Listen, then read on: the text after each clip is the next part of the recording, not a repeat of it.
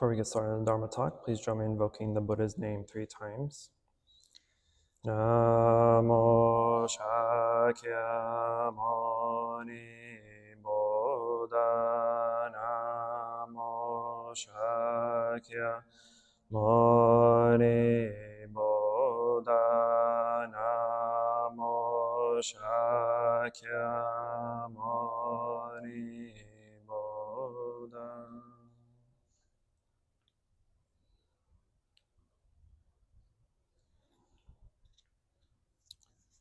Good afternoon, Venerable Abbot, who is unwell today. Good afternoon, Sangha. So today we will continue on the Dhammapada. We're on chapter 4 of Flowers, Bhavaga, verse 47. I'm just going to cover one verse today,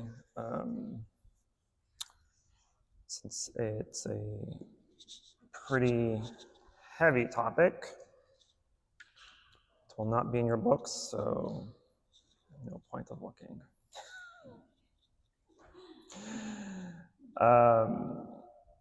So, as usual, I will read the verse, give the story of when the verse was given by the Buddha, and go through my attempt at commentary. So the verse goes, and I'll read a couple of versions of it, but I like my own translation the best. So this is my own translation. Verse 47 is, "Death carries off a man who is gathering flowers, and whose mind is distracted by sensual pleasures, as a flood carries off a sleeping village." An alternative translation is, "The man who gathers flowers of sensual pleasure, whose mind is entangled, death carries off as a great flood sweeps away a sleeping village." So more or less pretty much the same thing, but mine just rolls off the tongue a little bit better. So this verse was given. This is the story. So the story is a pretty long, uninteresting story for the most part. I was debating on whether or not I even wanted to tell it, but part of the story is relevant to the verse. So I'm going to go ahead and give a shortened version of the story. The story is about two people, actually. King Panasadi and Prince, what's the prince's name?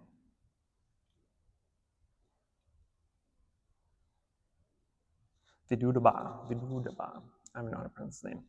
But it's about the king and the prince. And so it's about King Pasenadi. He lived in Kosala back in the Buddha's time. And he sent a request to the Shakyan tribe, which is the family or the clan of the Buddha, Shakyamuni Buddha. And he requested that he marry one of their princesses. And so he wanted to marry he wanted to have a Shakyan wife. And so the king at the time the Shakyans sent a daughter that was born of King Mahanama and a slave woman. And so they sent this woman to the king under the pretense that she was a Shakyan princess, but in fact she was just a slave girl. And so the king married her, had her as his main consort, and had a son. And when the son was about 16 or 17, I don't remember what the age was exactly, he went to visit said king went to visit the Shakyan clans to pay respects and homage and whatnot.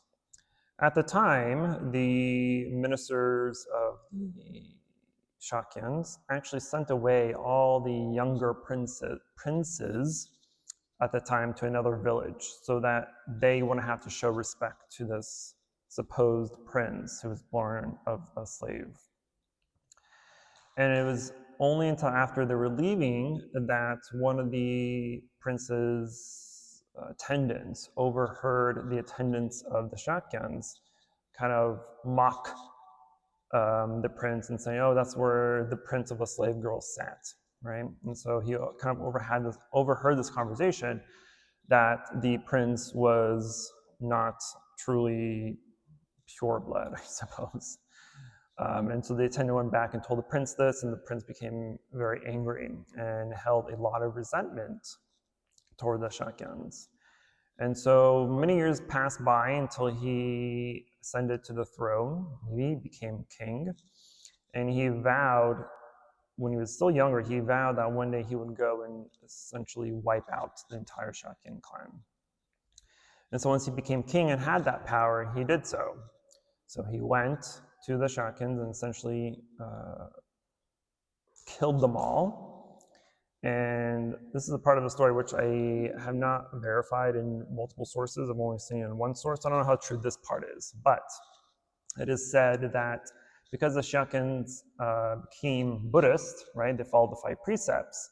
And so all their armies didn't actually have any weapons. They used grass to kind of sway off the enemies. They would shoot arrows far beyond the people, kind of over their heads, right? And so they used or did everything that they could to not kill. And so, of course, because they followed those rules, they essentially got slaughtered, right? And the prince, or the king, I guess now at the time, was pleased with himself, right? He was covered in Shakyan blood. And at that night, after they've won the battle, the army went and rested by a river. And overnight, a huge storm came by and flooded the area and kind of washed away the entire village where the army was. And so they all died. And so when the Buddha heard this, he meditated on it a little bit and kind of went back into the past and saw that the Shakyans did some pretty bad karma, essentially, right? They did a lot of negative, unwholesome karma. And so this is kind of payback in some way. But it's also payback for the king who slaughtered them all, because he slaughtered an entire clan, right? And so him and his entire army were also dead. So that's the story. It's very uneventful. It's very unexciting to me, but there's again, I bring up the story because of the kind of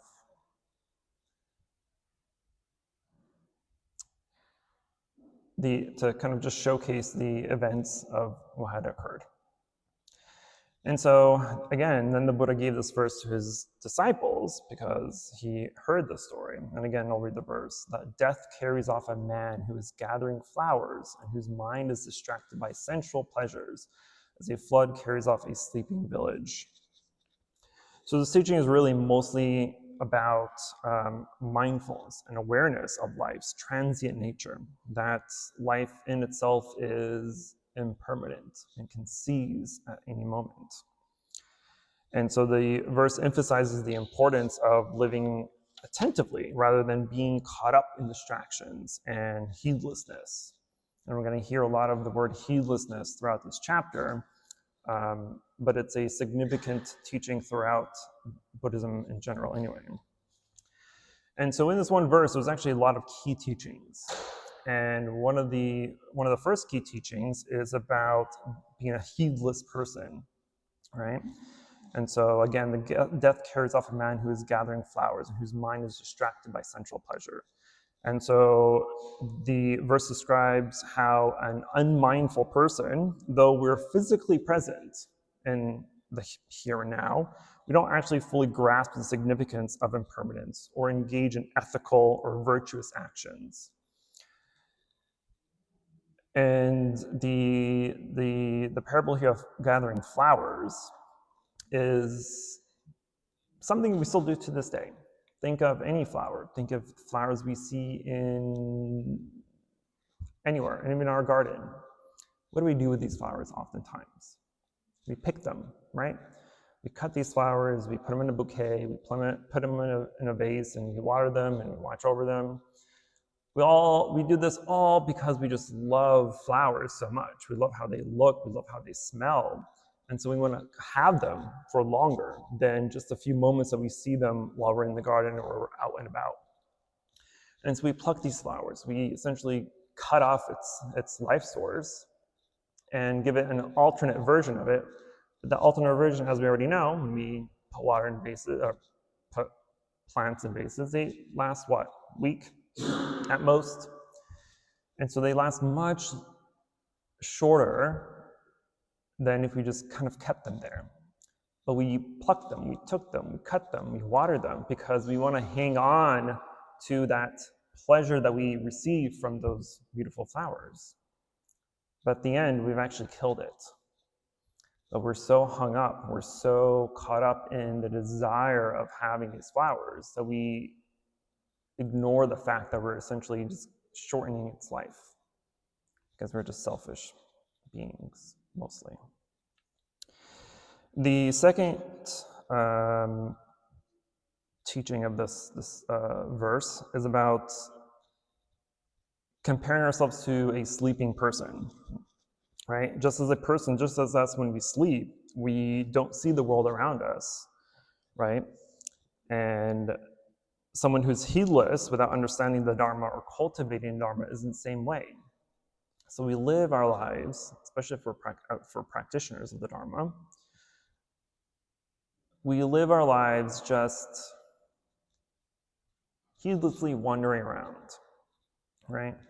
We are doing things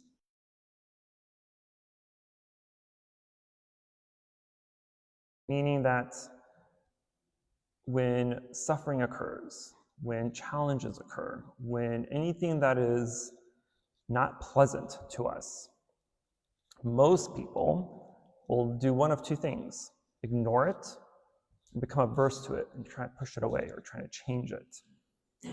When in reality, what we should be doing is accepting it, acknowledging it, and letting it be.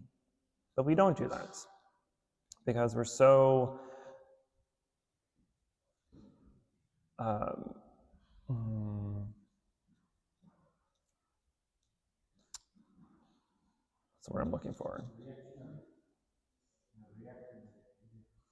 Yeah, it's a reaction, but we have such a strong desire for things to be in a certain way that when they're not, we suffer over it. And then the third main point to this is the call to wake up. Okay, and so the Buddha urges us to wake up from the sleep that we're all in, and to wake up from the sleep of ignorance and distractions, to become mindful of our actions, and to focus on spiritual development before life's opportunities disappear. Because it's mentioned in many, many sutras that the Buddha mentions that it's such a gift to be born as human. Regardless of all the suffering that humanity goes through, regardless of when, where, how, or what you're born to, from, in, the life of a human is extremely precious because it is the only form of life that gives us the capability, the opportunity to wake up, to become enlightened. In Buddhist cosmology, there are 6 realms of existence, right? There are the 3 lower realms of hell, hungry ghosts, and animals, and the higher realms of human, devas, and asuras. And so we're kind of right in the middle, because even the devas and asuras, even though they are higher beings, because they are so caught up in their fairly perfect life, they have no bothers, they have no suffering, they have nothing to worry about, no anxiety, and so they forget about the Dharma. They're like, well, I don't need the Dharma because I'm perfectly fine as I am with what I have. So they don't have the opportunity to practice the Dharma. So when they pass, because they will, then they're going to be reborn in a lower realm of existence, because they didn't do anything about it. And of course, we already know animals, some though are very smart and are capable of mimicking humans sometimes, but they too do not have the capacity or the capability to practice the Dharma. And so we're in a very fortunate circumstance where we can practice the Dharma. We can learn and we can read and study and actually put that into action. And so that's kind of the importance of that's the reminder the Buddha is giving us to engage consciously with life, to recognize its impermanence and live with diligence. And this teaching also encourages us to remain alert in both thought and action, emphasizing the importance of present moment awareness and ethical living. The ethical living here is the following of the precepts, for those of you that take in precepts. And so heedlessness, pamada in Pali, is one of the greatest obstacles to our spiritual practice, to our spiritual progress, and according to Buddhist teachings. Because heedlessness leads us to attachment to sensual and worldly desires, and to neglect virtuous actions. So the verse also emphasizes the importance of diligence, which apamada, in cultivating good deeds before it's too late. The Buddha gives I forgot which sutra it's in, but he says, Kojana mananam sove, which means, who knows when death will come?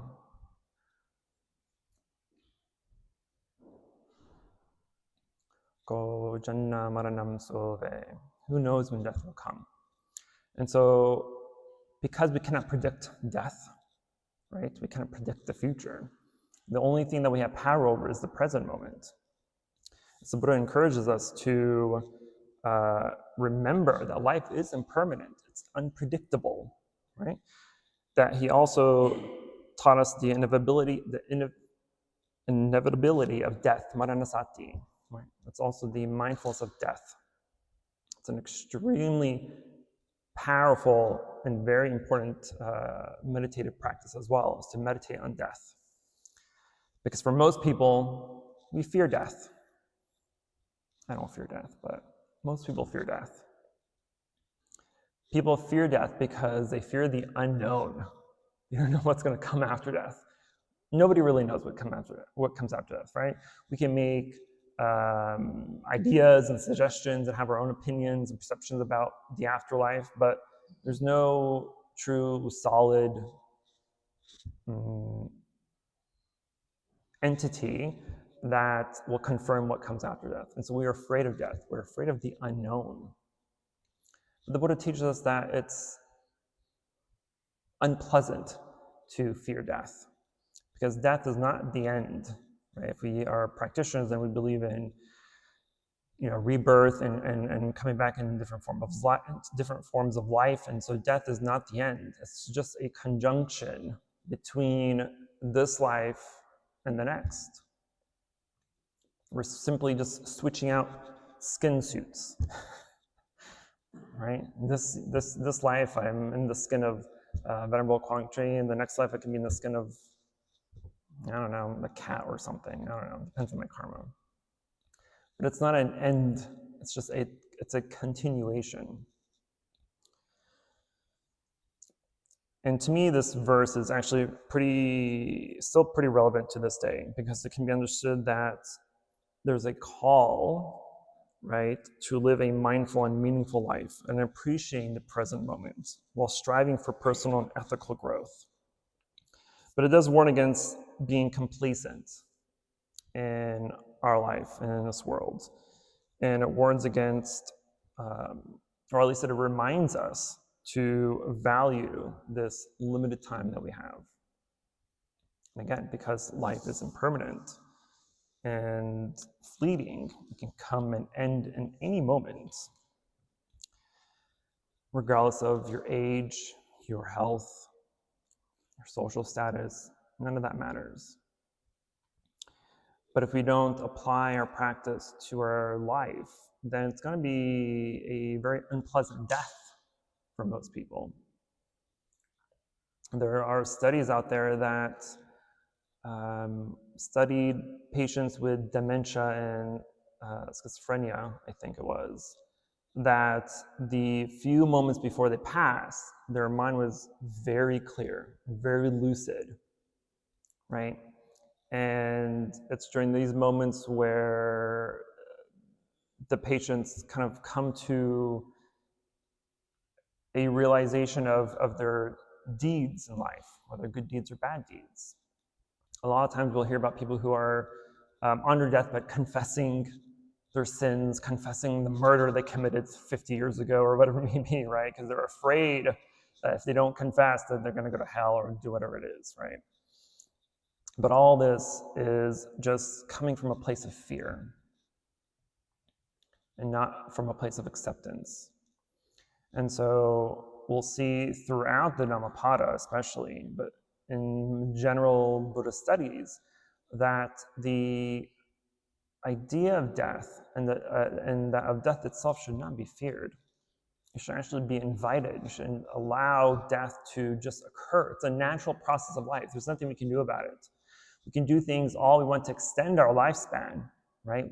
Eat healthy, work out, do whatever we need to do to have a healthy, longer life. But that's just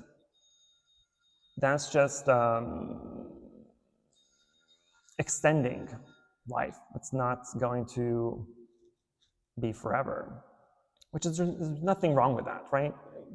Eat healthy, exercise, all these are good things for you regardless. But when it comes to trying to force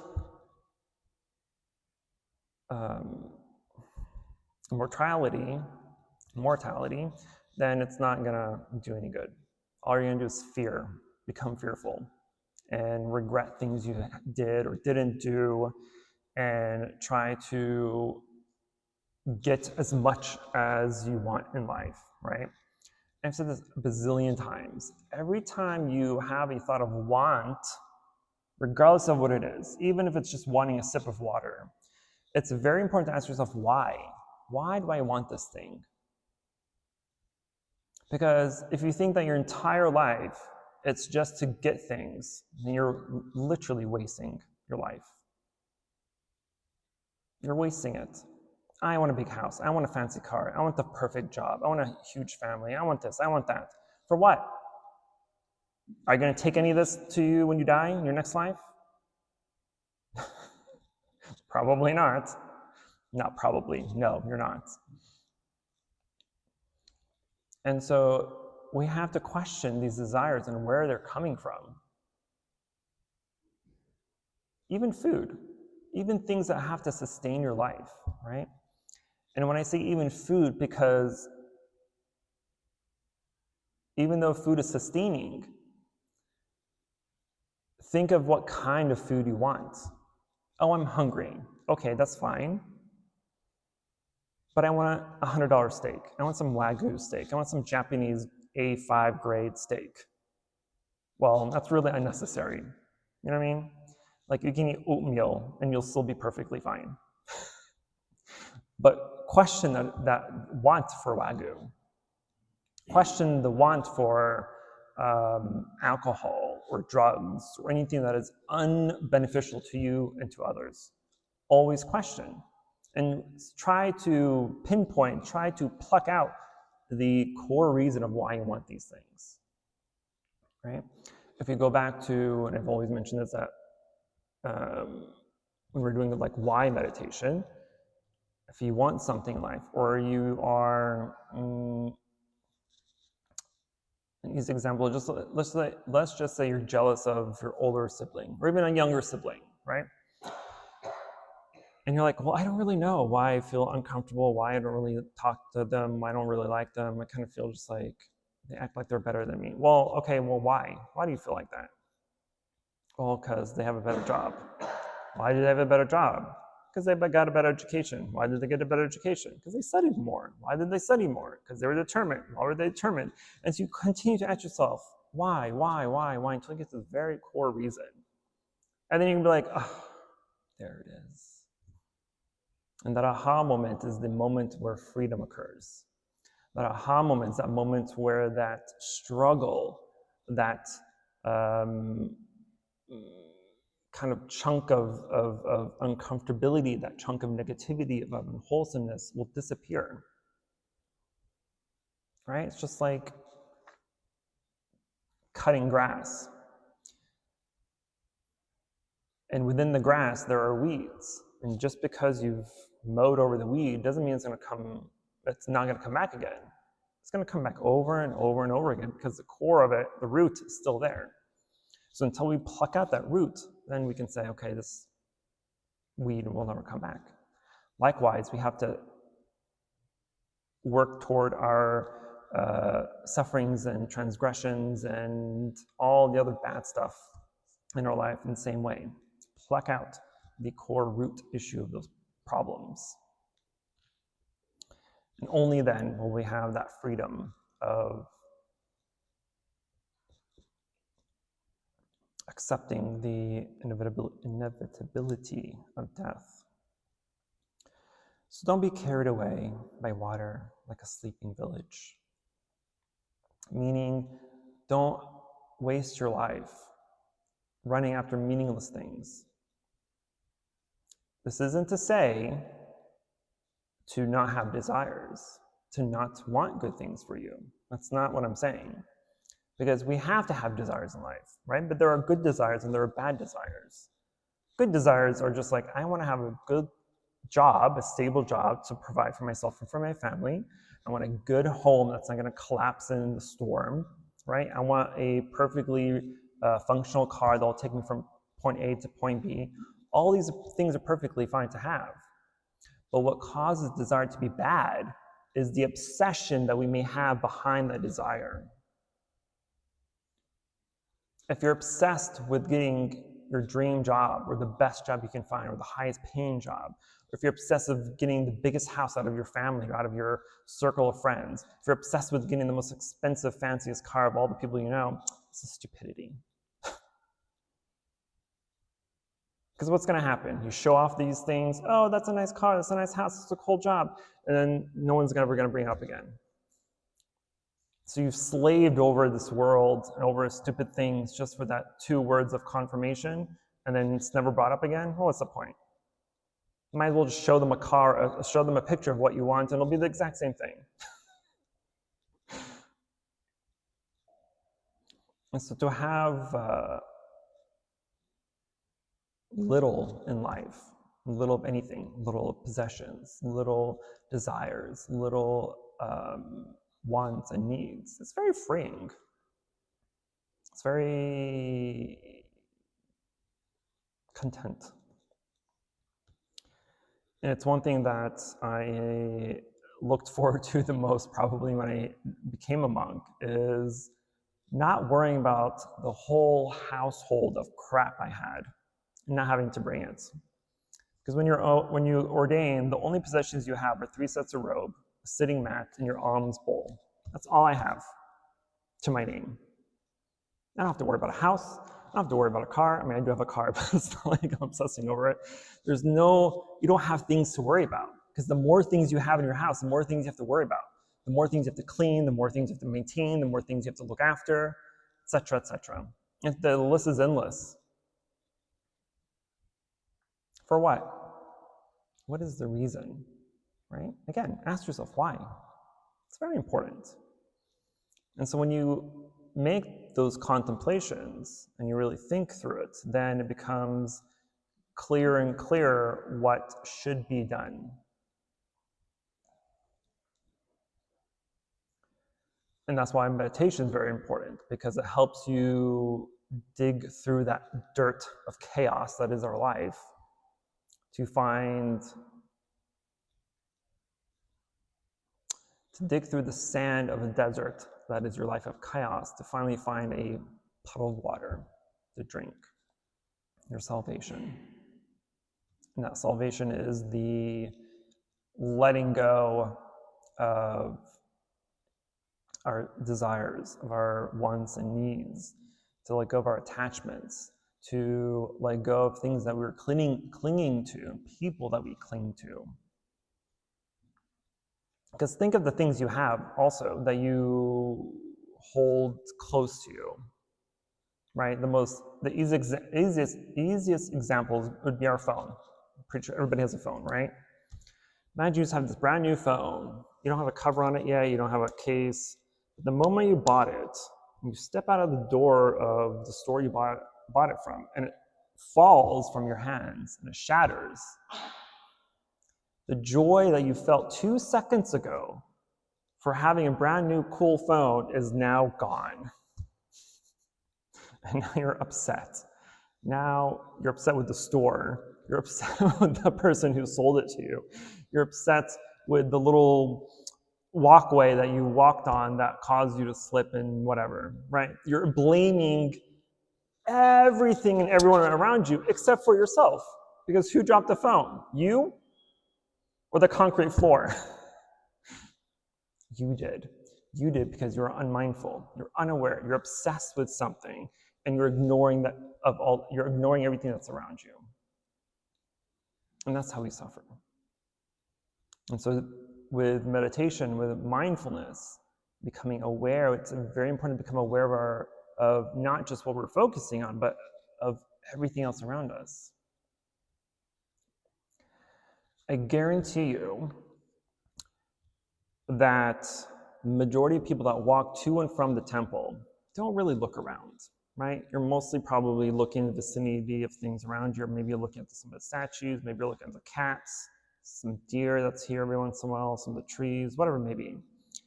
But I guarantee you, if you were to walk back to your car when you leave today and truly be mindful of your walk,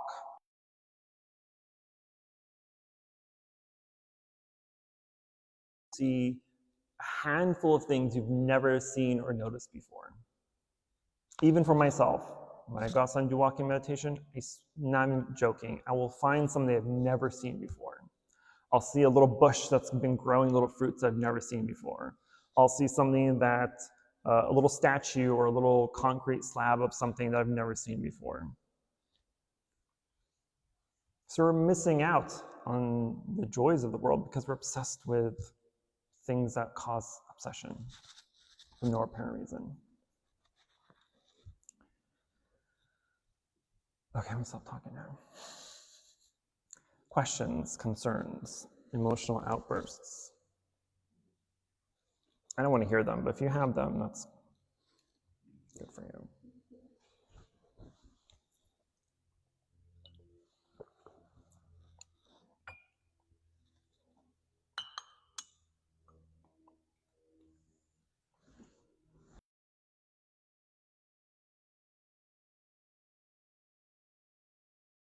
A fun verse.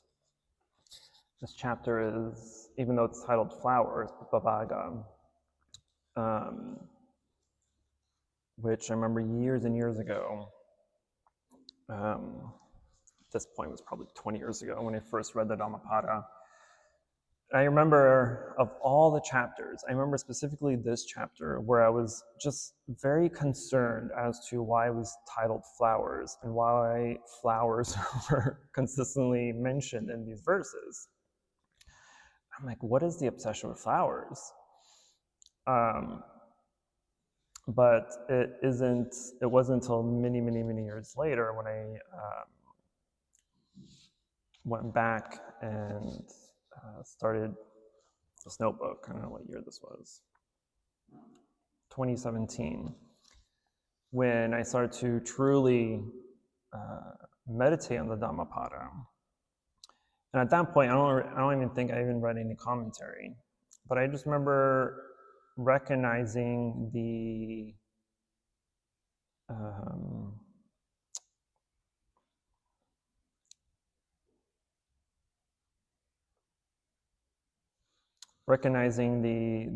kind of the meaning of what flower is, and came to the conclusion, and I'm glad I was right at the end, I came to the conclusion that flower probably is a metaphor for pleasure or desire. Because again, just like the example I gave earlier with the flowers, when you pluck the flowers because you want them to last longer and you want to see them consistently and more often, right? But that flower is simply our desire manifested in a physical way.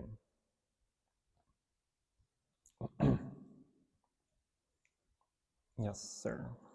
I was thinking about the lotus flower as an example too. You talked about how it grows from the mud at the bottom, and the mud is there to create the lotus. The lotus grows up, and it grows, and then it peaks at the bottom of the water, and it forms a beautiful flower, and it peaks. And you look at it, but then I was thinking that's only half the story, because then the lotus dies.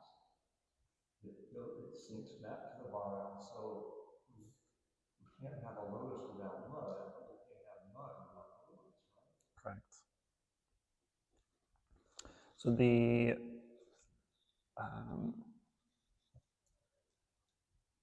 metaphor of a lotus is, again, a flower. It's a beautiful, beautiful metaphor because, as Leon mentioned, the way that a lotus grows and can only grow is through mud, right?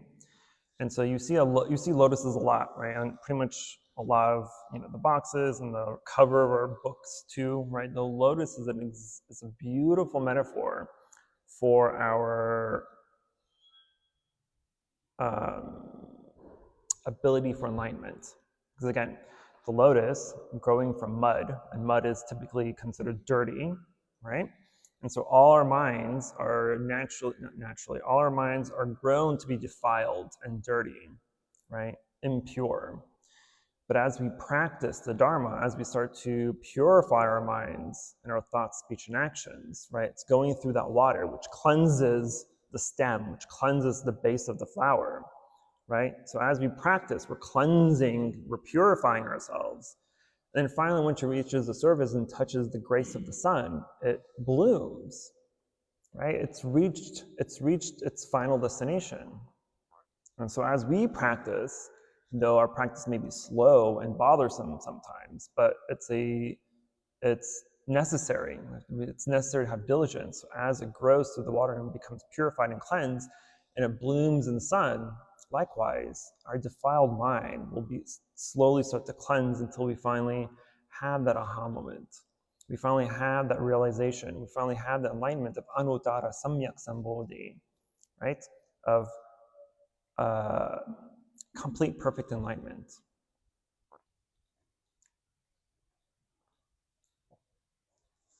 Beautiful. Kojana maranam sode. Who knows when death will arrive? Who knows when death will come tomorrow? If death will come tomorrow. I hope it doesn't for any of us. But if it does, just don't be surprised. It could be an aneurysm that comes and goes without any warning. Which unfortunately runs in my family apparently. So if I were ever to get an aneurysm, I just hope I'm here and not driving somewhere. Any other questions, concerns? Non-emotional outbursts. I think that is an extreme example of impermanence. There was anything that happened, everything is impermanent. Like California, you see a hole, you see everything is burned down. Anything happens, everything is such a. Very true. Very true. Yes, death is an extreme example. But I think the more extreme it is, the more it is willing to stick, right? Because most people are afraid of death. And so when we use the example of death, it'll kind of stir up these emotions and feelings of wanting to do something about it. I should encourage you to want to escape that inevitability. But yes, it is an extreme matter, an extreme example. But everything's impermanent. We cannot, I dare you to point to something anywhere in this room that will last forever. Anybody, point to something that will last forever. Other thing I was going to say about the dreaming is that when you have desire of something small, like you said, desire to have a job, that starts the dreaming. You just want more and more and more stuff there. But once you begin to desire something small, and then it just goes on and on and on. So that's human problem. It is very much a human problem to want to desire more and more, which is something we do. Think of when you have just think of a job, right? Think of your very first job compared to where you are now, right? Did you not move up? I would assume most people would move up, right? That in itself is a desire. It's not necessarily a bad one, but that's a desire to improve. Depending on what you do during that, if you're backstabbing people or throwing people under the bus or lying your way through the ranks, then that's the problem. But if you're doing it in a correct way, then that's okay. But the problem with desire is that, one, we become attached to those desires. We become attached to the things of our desires, and then we run after them more and more and more. Yeah, you got something, but now you want more of it. That steak tasted really good. The $100 steak tasted really good. Let me try for the $200 steak next time, see if it's any better. Ooh, that one was really good too. Let me try this $300 steak after that. Ooh, that's even better. And you want more and more for one reason. To me, steak tastes like steak. I don't care what grade it is. Not that I eat steak anymore, but I'm assuming that these higher grade steaks all taste the same. Or maybe my mouth is just broken, I don't know. But again, always ask yourself, always question yourself, whether it's a desire or not a desire. Whether you're making a decision, you're thinking of something, you're trying to decide on this or that, or to do this or that, or to buy this or that, or just having a random thought. Always question yourself. Because if you don't, then you don't know where any of your suffering will stem from. You don't know where the suffering comes from. You don't know why the desires arise and where they came from. Yeah, I have a desire. Okay, well, why? Why do you have a desire? Where is it coming from? I don't know. Well, sounds like a you problem. If it's a you problem, it's a humanity problem.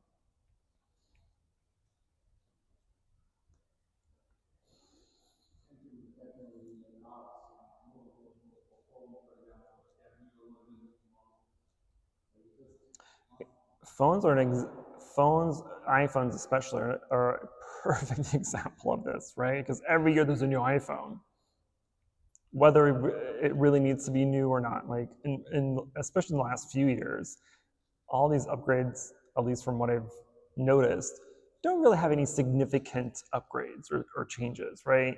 Maybe the camera's slightly better, maybe the chips in there are slightly faster, but they literally all do the exact same thing.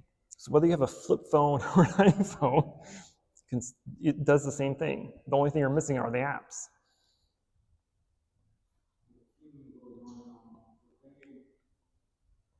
And see, the thing with the iPhone is it's one thing for you to want to upgrade, but at the same time, the company is also forcing you to want to upgrade. Look at this big fancy phone, right? They do a whole show of, I don't know what it's called every year. It's whatever the Apple thing is called. You know what I'm talking about? When they present the new products, right? Every single year, they're presenting these new products. Oh, today's the best year ever. This year is the biggest upgrades ever. Next year, they say the exact same thing. But we're too stupid to question it. We just go with the flow because we are accepting what we're being told. We're accepting what's being fed to us. We're accepting what's being shoved down our throats by these advertisements. It's a question. I can't emphasize enough how much you need to question yourself. Okay. I will stop there. We will go ahead and transfer the merits and then go to chanting. Namo Shakyamuni Buddha Namo Shakyamuni Buddha Namo Shakyamuni Buddha. For any positive karmic action we've accumulated here today, we wish to transfer the merit to all sentient beings and wish them full enlightenment.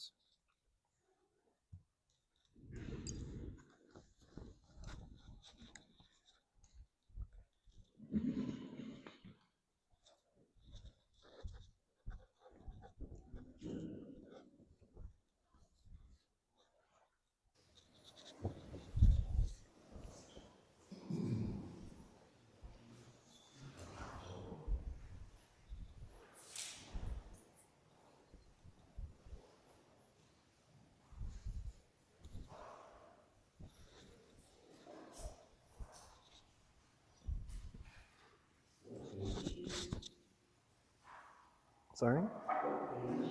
The page 1.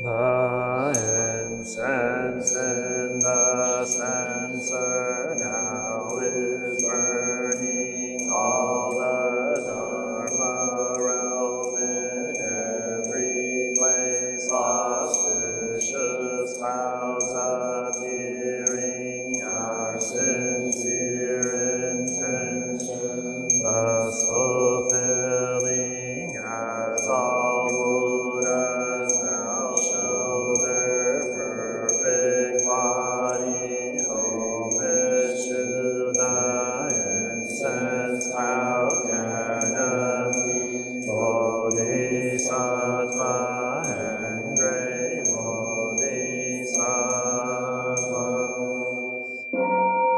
In gratitude we offer this incense to all Buddhas and Bodhisattvas throughout space and may it be fragrant as earth herself, reflecting our careful efforts, our wholehearted, mindful, and the fruit of understanding slowly ripening. May we and all beings be companions of Buddhas and Bodhisattvas. May we awaken from forgetfulness and realize our true home. Homage to the eternally abiding Buddhas, the supreme Dharma, and sagely Sangha throughout the Dharma realm and the realm of empty and 3 periods of time.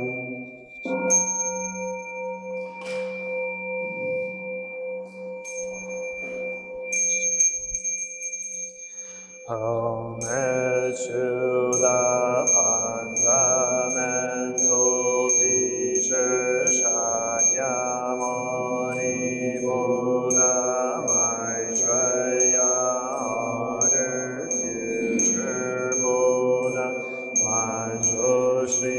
great wisdom, Bodhisattva universal, great conduct, Bodhisattva, all Dharma guarding Deva, Bodhisattva, and the glorious mountain assembly of Buddhas and Bodhisattvas.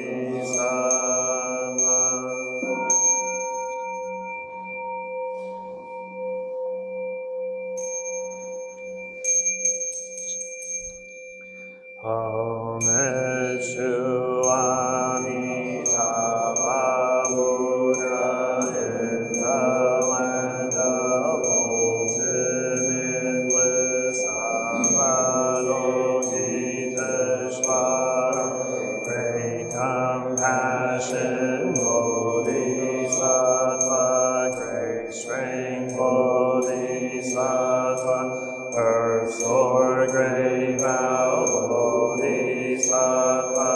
and the assembly of great pure sea light, Bodhisattva.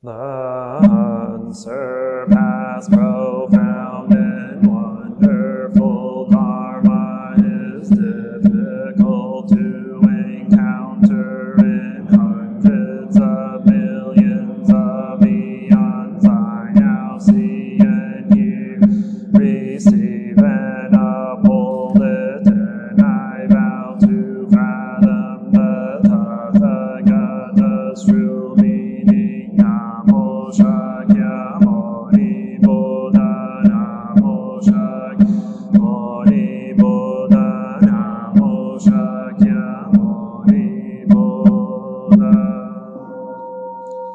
A pilgrim briefly in this world, I am grateful and joyful to hear the Lotus Sutra. How hard to be born a human egg, but I might hope to hear once more the Lotus Sutra. The Buddha moon is hidden, the son of Maitreya not yet arisen.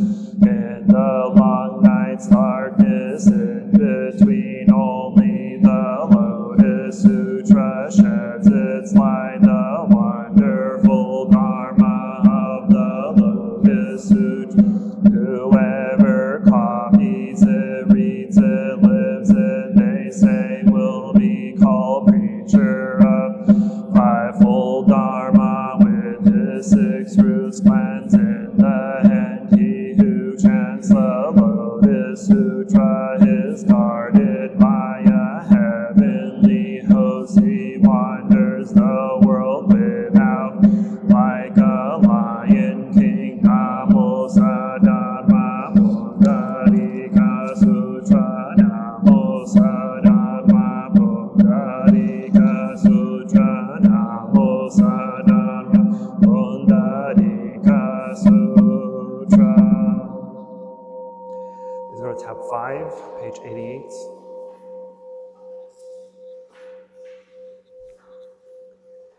Namo Lotus Assembly of Buddhas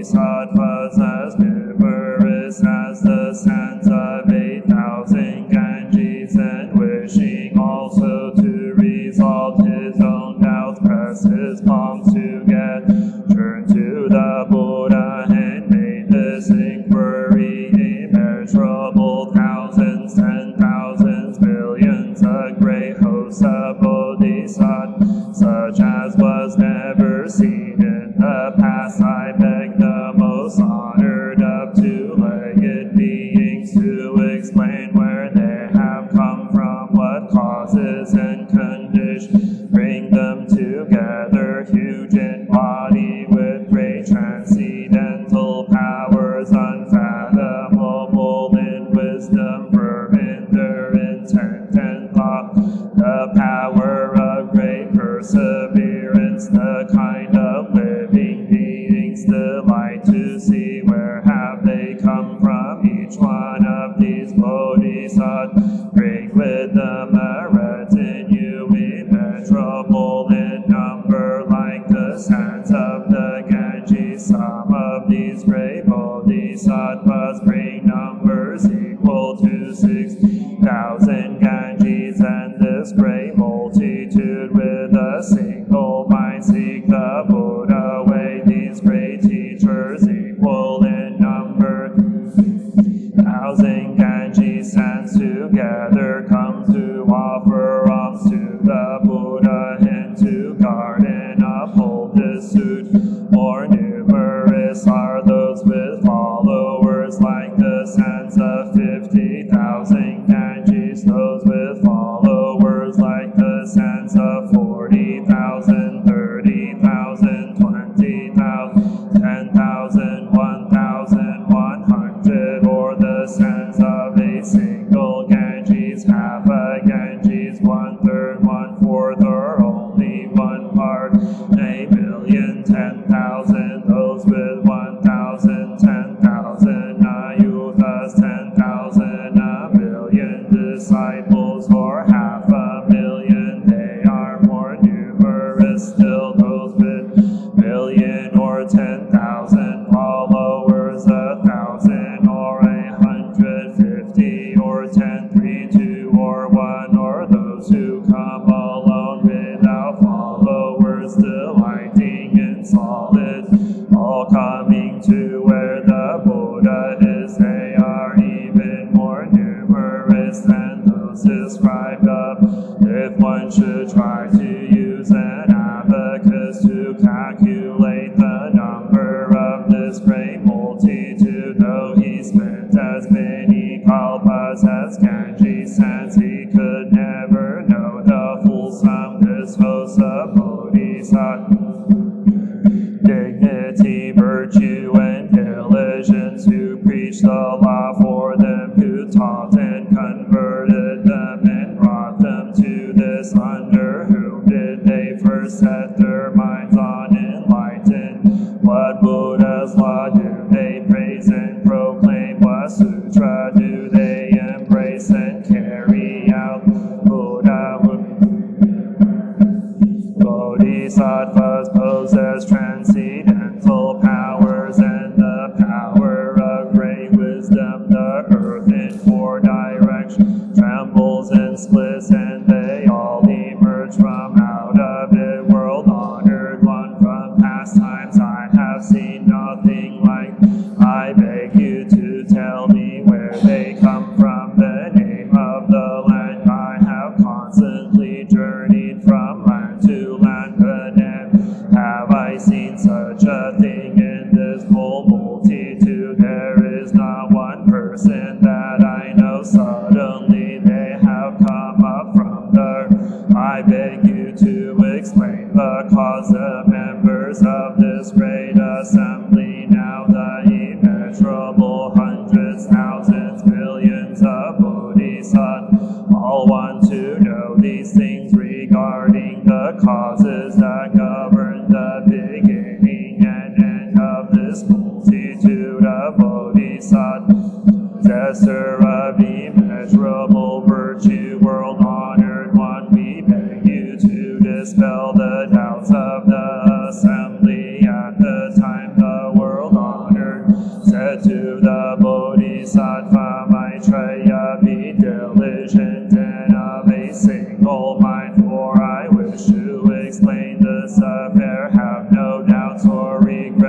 the Buddha wisdom. Fathom now you must put forth the power of faith, abiding in patience and goodness. Allah, which in the past was never heard, you will now all be able to hear. Now I will bring ease and consolation. Do not harbor doubts or fears. The Buddha has nothing but truth. His wisdom cannot be measured. This foremost law that he has gained is very profound and capable of analysis. He will now explain. You must listen with a single mind, Ajita. You should understand this. These great bodhisattvas for countless kalpas have practiced the Buddha with. All have been converted by me. I cause them to set their minds on the great way. These are my sons. They dwell in this world, constantly carrying out Buddha practice, preferring a quiet place, rejecting the fret and confusion of the great assembly, taking no delight. In this manner, these sons study and practice my way in law and in order, that day and night with constant diligence they may seek the Buddha way. In the Saha world they dwell in empty space in its lower part, firm in the power of will and concentration with diligence, seeking wisdom. They expound various wonderful doctrines, and their minds are without fear. When I was in the city of Gaya, seated beneath the Bodhi, I attained the highest, the correct enlightenment, and turned the wheel of the unsurpassed law. Therefore I taught and converted, caused them for the first time to set their minds on the way. Now all of them, stage of no regression, and all in time will be able to become Buddhas. What I speak now are true words with a single. You must believe them. Ever since the long distant past, I have been teaching and converting this multitude. At the time the Bodhisattva Maitreya spoke and said, in the past the Buddha departed from the Shakya clan, left his house. Gaya sat under the Bodhi tree. Little time has passed since then, yet these sons of the Buddha are immeasurable in number.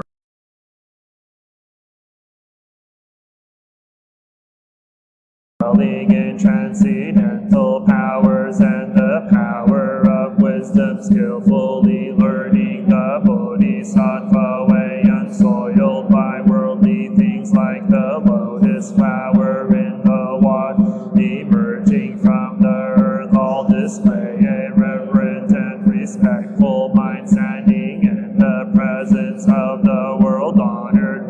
This is difficult to fathom. How can one believe it? The Buddha attained the way very recently, yet those he has helped gain are so many. We beg you to dispel the doubts of the assembly, to make distinctions and explain the truth of the man. It is as though a young man just turned 25 were to point to 100-year-old man with gray hair and wrinkled face and say, I sired him, and told, say, this is my father. The father youthful, the son old. No one in the world could believe this world honored one. Your case is similar, only very recent. You attained the way. These bodhisattvas are firm in will, in no way timid or immature. For immeasurable kalp they have been practicing the bodhisattva way. They are clever at difficult questions and answers. Their minds know no fear. They have firmly cultivated a person right in dignity and virtue. They are praised by the Buddhas of the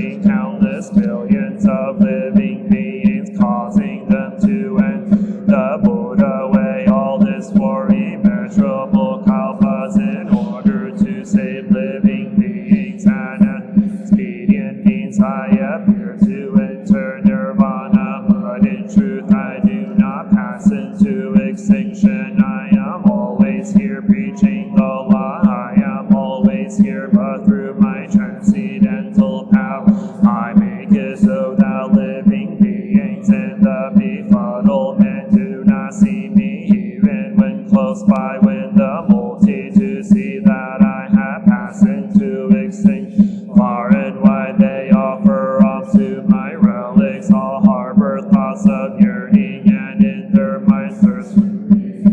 When living beings have become truly faithful, honest and upright, gentle in intent, single-mindedly desiring to see the Buddha, not hesitate, even if it costs them their lives. And I and the assembly of monks appear together on Holy Eagle Peak at the I tell the living beings that I am always here, never entering extinction, but that because of the power of an expedient means, at times I appear to be at other times not, and that if there are living beings in other lands who are reverent and sincere in their wish to believe, then among them too I will preach the unsurpassed. But you have not heard of this, so you suppose that I enter extinction. When I look at living beings, I see them drowned in a sea of suffering.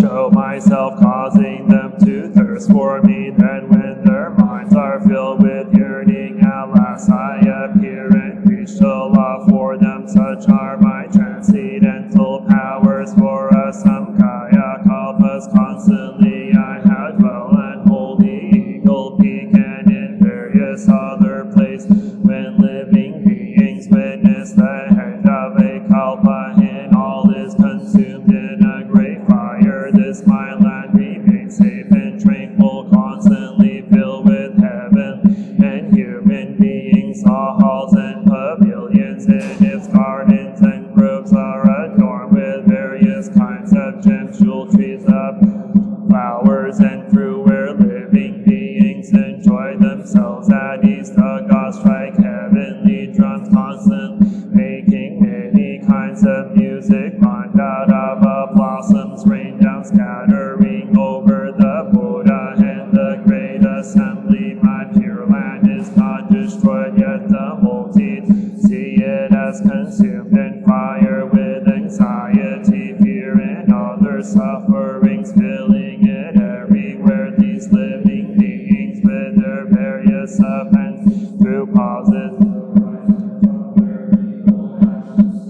samkhya kalpas without hearing the name of the three treasures. But those who practice meritorious ways, who are gentle, peaceful, honest, and upright, all of them will see here in person preaching the law. At times for this multitude I describe the Buddha's lifespan as immeasurable, and to those who see the Buddha only after a long time I explain how difficult it is to meet the Buddha. Such is the power of my wisdom.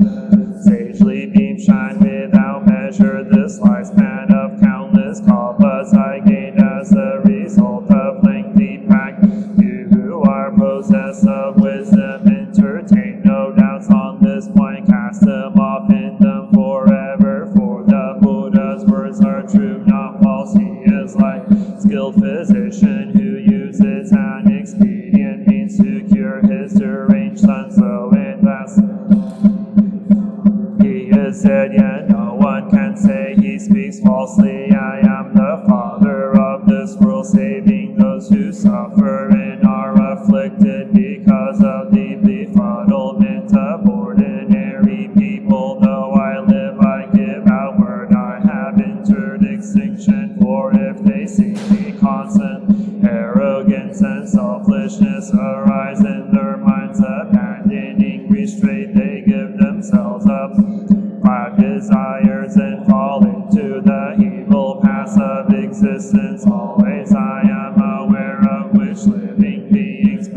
choose the way in which do not, and in response to their needs for salvation, I preach various doctrines for them at all times. I think to myself, how can I cause living beings to gain entry to the unsurpassed way and quickly attain the body of a Buddha? Chapter 17, Distinctions and Benefits. At the time the Bodhisattva Maitreya rose from his seat, bared his right shoulder and pressed his palms together, and facing the Buddha said, the Buddha preaches a the encountered law one never heard from past. One possesses great powers, and his lifespan cannot be measured. The countless sons of the Buddha, hearing the world-honored one make distinctions and describe the benefits of the law, they will gain, find their whole bodies filled with joy. Some of the stage of no regression, some have acquired dharani, some can speak pleasingly and without hindrance, or retain 10,000, a million repetitions of the teaching. Some bodhisattvas, numerous as the dust particles of 1,000 major worlds, are all able to turn the unregressing wheel of the law. Some bodhisattvas, numerous as the dust particles of 1,000 intermediate worlds, are all able to turn the pure world. Some bodhisattvas, numerous as the dust particles of 1,000 minor worlds, are assured after rebirth they will be able to complete the Buddha way. Some bodhisattvas, numerous as the dust particles of 432 times the 4 continents, after corresponding number of rebirths will become Buddha. Some bodhisattvas, numerous as the dust particles of one set of the 4 continents, after one more rebirth will attain comprehensive wisdom. Thus when living beings hear of the great length of the Buddha's life, they gain pure fruits and rewards that are immeasurable and free of out. Again, living beings, numerous as the dust particles of bright worlds, hearing the Buddha describe his life, set their minds on the unsurpassed way. The world-honored one preaches a law that is immeasurable and cannot be fathomed, and those who benefit from it are many, as boundless as the open-air heavenly mandala flowers and great mandala flowers, great chakras and Brahmins like Ganges sands arrive from countless Buddha lands, sandalwood and aloes in a jumble of fine powder rain, like birds flying down from the sky, they scatter as an offering over the Buddhas in the midst of the heavenly drums of their own accord, emit wonderful sounds. Heavenly robes by the 1,000, 10,000 million come whirling and fluttering down. Wonderful jeweled encrusted censers burn priceless incense, which of its own accord permeates everywhere, an offering to all the world-honored ones. The multitude of great bodhisattvas, old banners and canopies adorned with the 7 treasures, 10,000, a million in kind, lofty, wonderful in robes reaching up to the Brahma head.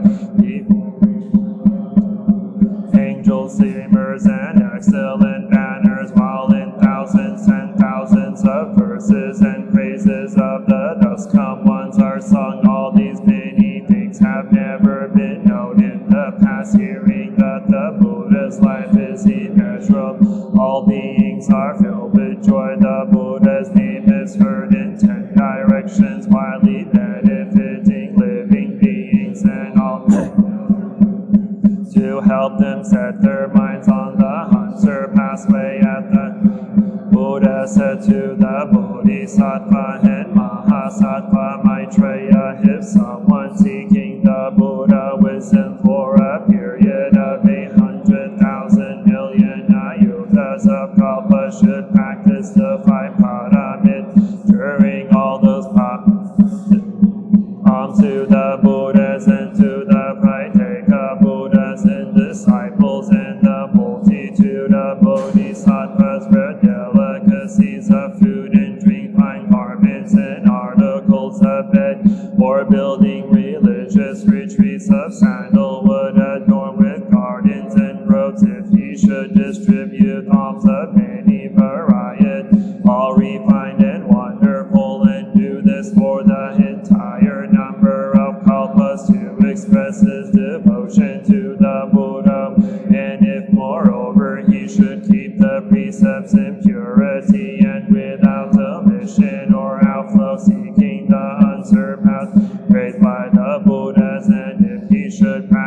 forbearance, remaining in a posture of submission and gentleness, even when various evils are visited on, not allowing his mind to be roused or swayed when others can.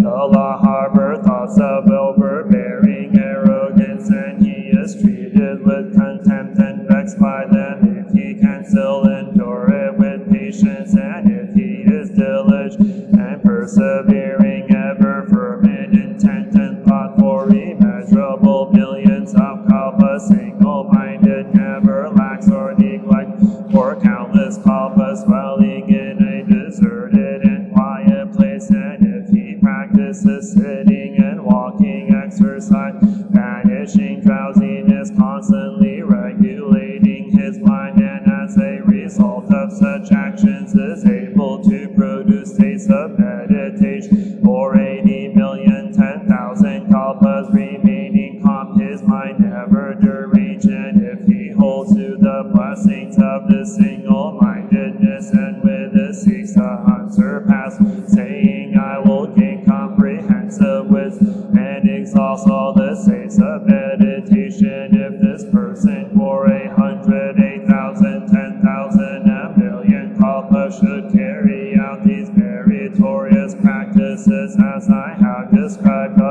till those good men and women who hear me describe my lifespan, and even a moment when blessings that surpass those of such a person, if a person is completely free of all doubt and regret, if in the depths of his mind he believes for one instant his blessings will be such as this, these bodhisattvas who have practiced the way for immeasurable kalpa, when they hear me describe my lifespan, are able to believe and accept what I say. These persons will gratefully accept the suit, saying our wish is that in future ages we may use our long lives to save living beings, just as today the world honored one king of the Shakyas roars like a lion in the place of practice, preaching the law without fear, so ages to come honored and revered by all when we sit in the place of practice, describe our lifespan in the same manner.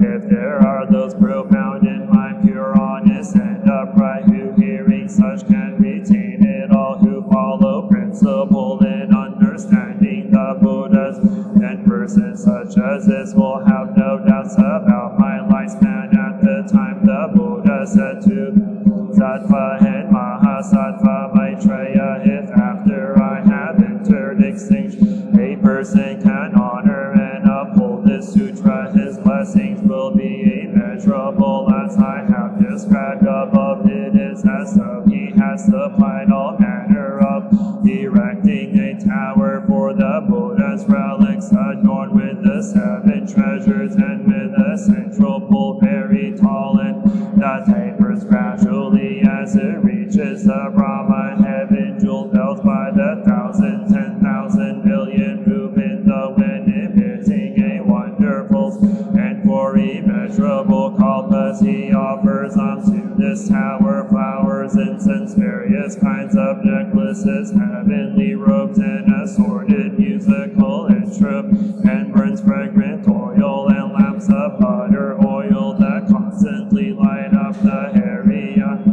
In the evil age of the latter day of the law, if there is someone who can uphold this sutra, will be as though he supplied all the alms described above. If someone can uphold this sutra, it will be as though in the presence of the Buddha he should use ox and sandalwood to build monks' quarters as an offering, or 32 halls as high as a tall tree, kinds of superior foods and wonderful clothes and bedding, residences for assemblies of hundreds, thousands, gardens, groves, pools, and lakes, and cirques, grounds, and caves for meditation, all with various kinds of fine adornments. If someone with a believing and understanding mind accepts, upholds, reads, recites, and copies the sutra, or causes others to copy it or offer unto the sutra roll, scattering flowers, incense, covered in incense or constantly burning fragrant oil extracted from Sumana, Champaka, Ati, Moktaka flowers. If he offers them such as these, he will gain measurable merits, boundless as the open air, and his blessings will also be like this. How much more so if one upholds this suit, and at the same time dispenses alms, keeps the precepts, is forbearing, delights in meditation, and never gives way to anger or evil speak. If one displays reverence or imperial towers, humbles himself before monks, gives a wide berth to an arrogant mind, constantly ponders upon wisdom, and is never when asked difficult questions, but responds compliantly with an explanation. If one can such practices, his merits will be beyond measure. If you see a teacher of the law who has cultivated virtues such as these, you should scatter heavenly flowers over him, clothe his body in heavenly robes, bow your head before his feet in salutation, and in your mind imagine you see the Buddha. You should also think to yourself, before long he will proceed to the place of practice and attain a state of no outflows and no act, bringing wide benefit to heavenly and human beings. In the place where such a person resides, where he walks, sits, or lies down, or recites even one verse of scripture,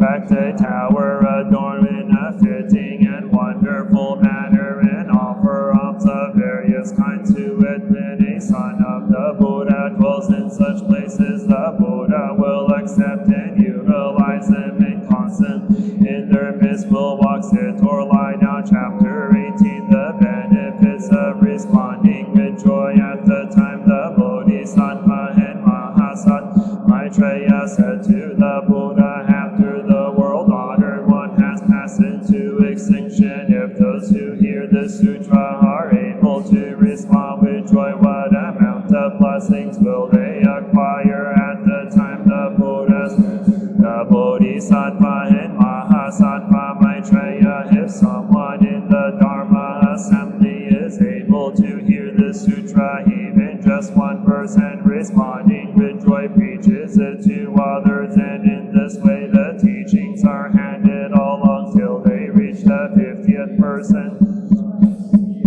This last person are such as I will now define. Suppose there is a great dispenser of charity who bestows goods on immeasurable multitudes, doing this for a full 80 years, responding to each person's design, seeing the signs of decrepitude in old age, the white hair and wrinkled face, the missing teeth, the withered form. He thinks their death is not far off. Fruits of the way immediately for their safety employs an expedient means, preaching the true law of nirvana. Nothing this world or firm, but all are like bubbles from each shimmer. Therefore all of you must quickly learn to hate it and be gone. When the people hear this law, all are able to become arhats, endowed with the 6 transcendental path, the 3 understandings, and 8 emancipations. But the 50th person who hears one verse of the Lotus Suit and responds with joy gains blessings that are far greater beyond description by simile and parable. And if one who pass along to him receives blessings that are immeasurable, how much more so one who in the Dharma assembly first hears the sutra and responds with joy. Suppose someone encourages another person, urging him to go and listen to the lotus, saying the sutra is profound and wonderful, hard to encounter in 1,000, 10,000 kalp. And suppose as urged the person goes to listen, even though he listens for just a moment, the blessings that first person gets in reward I will now describe in detail. No afflictions of the mouth, no teeth missing, yellow or blackened lips that are not thick, curled, or defective, no hateful features, a tongue not dry, black, or too short, no smile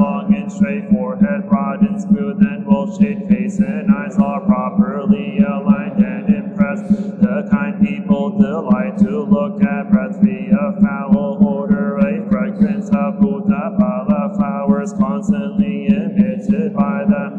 Suppose one goes to the monk's quarters expressly to listen to the lotus suit, and listens with joy for just a moment. I will now describe his blessings in existences to come among heavenly and human beings. He will acquire wonderful elephants, horses, carriages, carts adorned with rare jewels, and will mount to the palace heaven. If in the place where the law is expounded one encourages someone to sit and hear the sutra, the blessings he acquires will enable him to gain the seat of Shaka Brahma in the wheel turner. How much more so if one singularly explains and expounds the meaning and practices the sutra, as the sutra instructs that person's blessings know no bounds.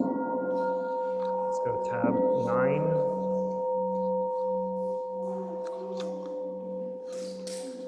Page 171. Part of the Prajna Paramita, the Bodhisattva Avalokita, while moving in the deep course of Prajna Paramita, shed light on the 5 skandhas and found them equally empty. After this penetration, he overcame ill-beingness and Shariputra. Form is emptiness, emptiness is form, form is other than emptiness, emptiness is not other than form. The same is true with feelings, perceptions, mental formations, and consciousness. Listen, Shariputra, all dharmas are marked with emptiness. They are neither produced nor destroyed, neither defiled nor immaculate, neither increasing nor decreasing. Therefore in emptiness there is neither form nor feelings, no perception nor mental formation, nor consciousness, no eye or ear or nose or tongue or body or sound, no smell, no taste, no touch, no object of mind, no realms of elements, no interdependent origins, and no extinction of them, no ill-being, no cause of ill-being, no end of ill-being, and no path, no understand, no attainment, because there is no attainment. The Bodhisattvas ground in Prajna Paramita find no obstacles for their minds, having no obstacles. They overcome fear, liberating themselves forever from illusion and realizing perfect nirvana. All Buddhas in the past, present, and future arrive at Anuttara Samyak Sambodhi. Therefore one should perfect understanding is the highest mantra, the unequaled mantra, the destroyer of ill-being, the incorruptible truth. The mantra of Prajna Paramita should therefore be proclaimed. Gate, gate, para, gate, para, samgate, bodhi, swaha, gate, gate, para, gate, para, samgate, bodhi, swaha, gate, gate, para, gate, para, samgate, bodhi, swaha.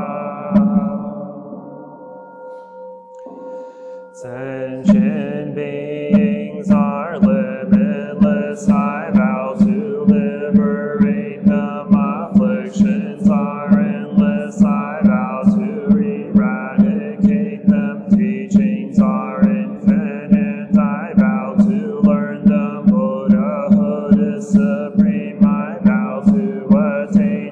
I vow that from now until the end of my life and in all future lives, until I attain Anuttara Samyak Sambodhi, that I will help all sentient beings in all realms of existence and their suffering. Namo thus come one worthy of offerings, a proper and universal knowledge, perfect in understanding and skillful in leaving the world through liberation, perfect and complete understanding of all worldly dharma, unsurpassed, night-taming hero, teacher of gods and people, Buddha, the world-honored one. Namo Shakyamuni Buddha, Namo Shakyamuni Buddha, Namo Shakyamuni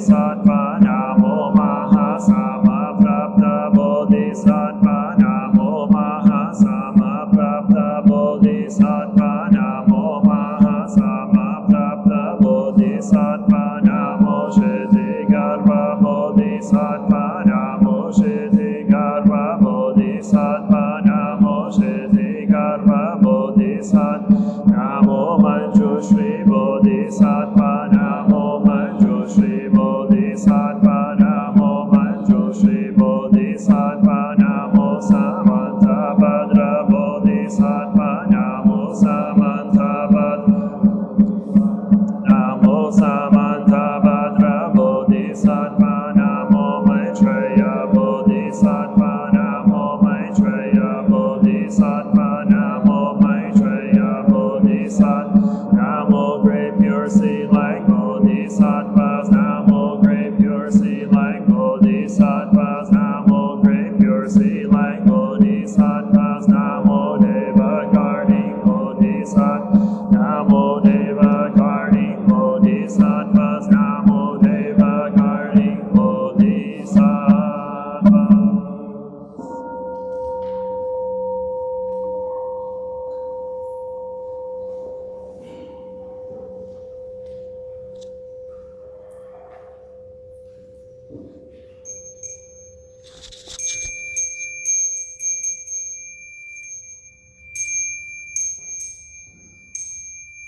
I take refuge in the Buddha, the one who shows me the way in this life. I take refuge in the Dharma, the way of understanding and of love. I take refuge in the unity that lives in harmony and awareness.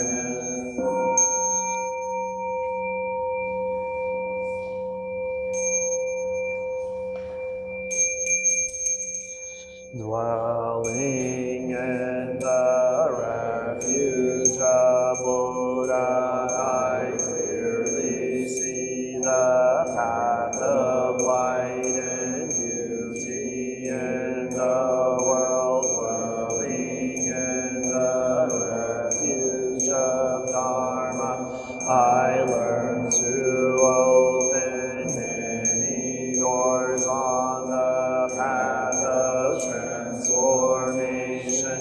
Dwelling in the refuge of Sangha, shining light that supports me, keeping my practice free of obstruction.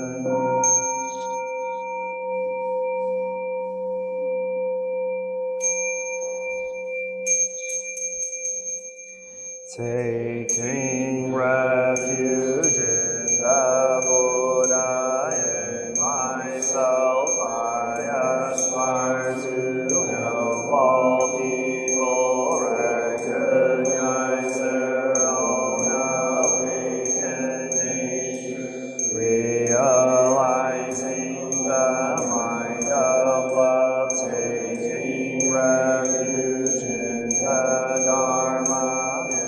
Myself, I aspire to help all people fully master the ways of practice.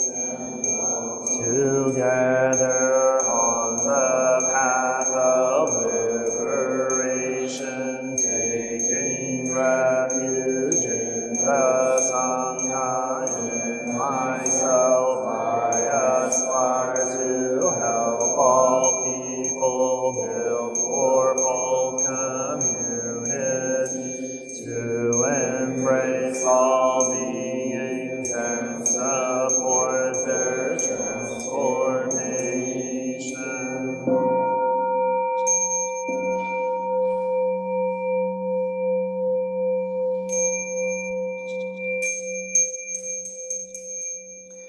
Recite reciting the sutras, practicing the way of awareness gives rise to benefits without limit.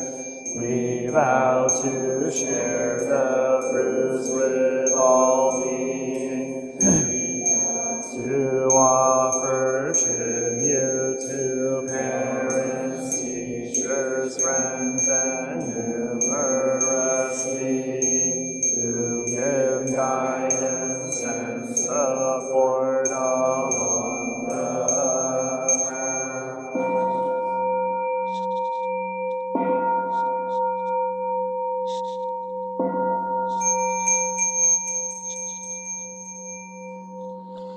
Namo Shakyamuni Buddha. Quick friendly reminder that of our Lunar New Year celebration coming up in a couple weeks on the 28th January. So it'll be the Lunar Eve. I believe it's a Tuesday. And that celebration will start at 8 p.m. So I invite everyone to please join us for that. Thank you. Namo Shakyamuni Buddha.